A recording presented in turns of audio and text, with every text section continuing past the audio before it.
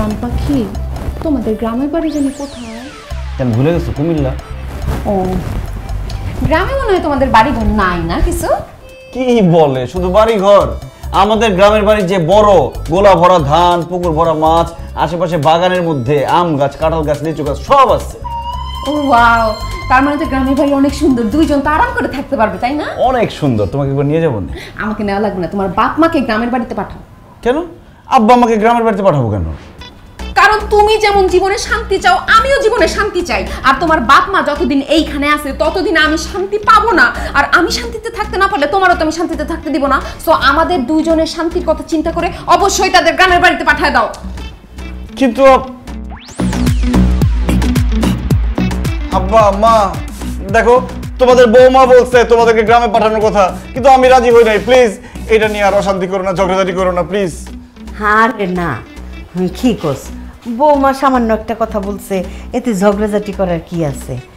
তবে আমরা সিদ্ধান্ত নিছি কি, কালকে সকালে গ্রামের বাড়িতে না, একেবারে বৃদ্ধাশ্রমে আমরা চলে যাব। কি বলতেছো তোমরা এইসব? তোমরা বৃদ্ধাশ্রমে কেন যাবা? বাপজান, যেই বউ বিয়া করে আনছো, আজ হোক কাল হোক, সে নিজেই আমাদেরকে বৃদ্ধাশ্রমে পাঠায় দিবে। এই জন্য আমরা চিন্তা করছি কি, মান সম্মান থাকতে থাকতে নিজেরা আগে ভাগে বৃদ্ধাশ্রমে চলে যাই। ঠিক না বৌমা? মা এমন কথা বলো না তো। আব্বা তুমি মাকে বুঝাও। তোর মা সারা জীবন আমারে বুঝাইছে, আমার কি সে ক্ষমতা আছে তোর মায়েরে বুঝাবো?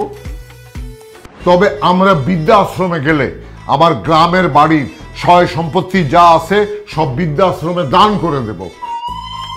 ওটা দান করলে আমরা ওই বৃদ্ধাশ্রমে আরামে থাকতে পারবো, ওরা আমাদের সম্মানও দেবে। কি বলবো? হ্যাঁ আব্বা মা, তোমাদের হাতে ধরি, পায়ে পড়ি, এইসব সহায় সম্পত্তি বাড়িঘর কোনো কিছু দান করে দিও না। আমার চাকরির যে অবস্থা, যে কোনো সময় চাকরি বাকরি গোল করে দিয়ে আমার এই গ্রামের বাড়িতে চলে যেতে হইব। আর গ্রামে যদি বাড়ি ঘরই না থাকে তাহলে তো আমার রাস্তায় রাস্তায় থাকা ছাড়া আর কোনো উপায় থাকবে না। তুমি ঝগড়া করো প্লিজ, তোমরা মিলে ঝগড়া করো, মারামারি কাটাকাটি যা খুশি করো, তাও বাড়ি ঘর দান করে দেওয়ার কথা বলো না মা। মা বলো বলো, আমাকে ছেড়ে কোথাও যাবা না। এমনিতেই শান্তি নাই, তোমরা চলে গেলে আরো শান্তি থাকবে না। আচ্ছা ঠিক আছে, তুই যখন এত করে কইতাছস, তোর কথা ফালাইতে পারি না তো আব্বা। তবে একটা শর্তে আমরা এই বাড়িতে থাকব।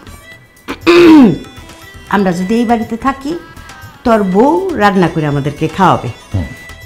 অসম্ভব, কাভিনেহি। রান্না বান্না বাসার কোনো কাজ আমি করতে পারবো। তুই রান্না করবি, তোর বাপ রান্না করবে, তোর মা রান্না করবে। আর কালকে থেকে যদি রান্না না করিস, একটা লাথি মেরে বাসা থেকে বের করে দিব।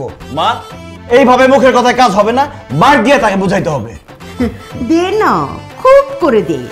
তোমাদের সামনে তোমাদের বৌমার গায়ে আমি হাত তুলতে চাচ্ছি না। তোমরা বের হও, দেখো কি পরিমাণ মায়ের তাকে আমি দেই। ও, আমরা গেলে মারবে। চলো চলো, মারবে মারবে। যাও। গেছো? জান, ভুল হয়ে গেছে, মায়ের কথা বললা। কালকে থেকে তুমি রান্না করে দাও। এখন আব্বা আম্মা যদি বাসা থেকে বের হয়ে যায়, সহায় সম্পত্তি সব লিখে দেয়, আমাদের রাস্তায় রাস্তায় থাকা ছাড়া কোনো উপায় থাকবে না। প্লিজ তুমি কালকে রান্না করো।